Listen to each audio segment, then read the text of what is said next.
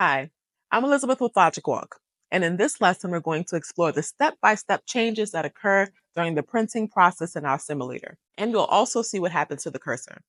Let's begin by examining a simple program in the Logic Walk simulator. Instructions 0 and 1 store the numbers 107 and 111 in memory cells 10 and 11. Remember, 107 and 111 are ASCII codes.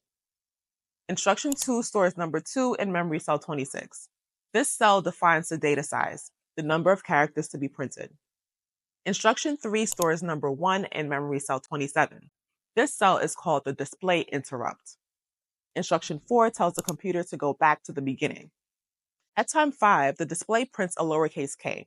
At that moment, the number printed, which keeps track of how many characters have been printed so far, increases by 1. Then, at time 6, the display prints a lowercase o, and the number printed increases to 2. Even though this program seems simple, recall that our display is organized as a matrix, where each cell holds one character, and it uses a cursor to track where the next character should appear. Before the program starts, the cursor is at the top left corner of the display, at position 00. At time 5, the display prints k at position 00. The cursor then moves to 10. At time 6, the display prints O at position 10, and the cursor moves to 20. Now, let's press next one more time to reach time 7. At time 7, the cursor's position remains unchanged. However, the number printed resets from 2 back to 0, and the value in memory cell 27 changes from 1 to 0. Why does this happen? Well, the display knows it needs to print exactly 2 characters, as defined in memory cell 26. Once the number printed reaches 2, it resets to 0. Additionally, after printing all the required characters, the display interrupts. Memory cell 27 resets to 0 and goes idle, waiting for the next signal from the computer. At time 9, memory cell 26 changes to 1 again, signaling the display that more characters are ready to be printed. It's important to note that while both the number printed and memory cell 27 reset, the cursor does not reset. It continues from where it left off. At time 10, the display prints another lowercase k at position 20, and the cursor moves to 30.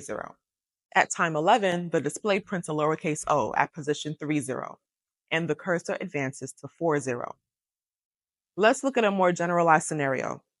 Suppose at some arbitrary time t, the computer has placed a value n in memory cell 26, which indicates the number of characters to print, and has a 1 in memory cell 27, signaling the display to print. At that moment, the display has printed p characters, and the cursor is at some position xy. If p is less than n, meaning that the display has more characters to print, and there are still available spaces in the current row, then at time t plus 1, memory cell 26 and 7 remain unchanged.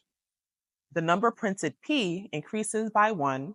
The characters from the display buffer, starting at memory cell 10, are printed at the current cursor position xy.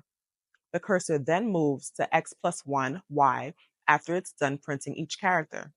This process continues until p equals n. This behavior mirrors our earlier example when the display printed ko. Now let's consider what happens at the end of the printing process.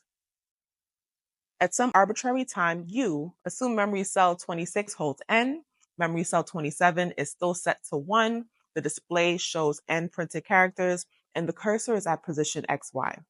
At time u plus 1, once the display has finished printing, memory cell 26 remains at n, memory cell 27 resets to 0 since the display has completed printing, the number printed resets back to 0, and the cursor remains at its current position xy. In our next lesson, we will examine what happens to the cursor if it needs to print more than 40 characters.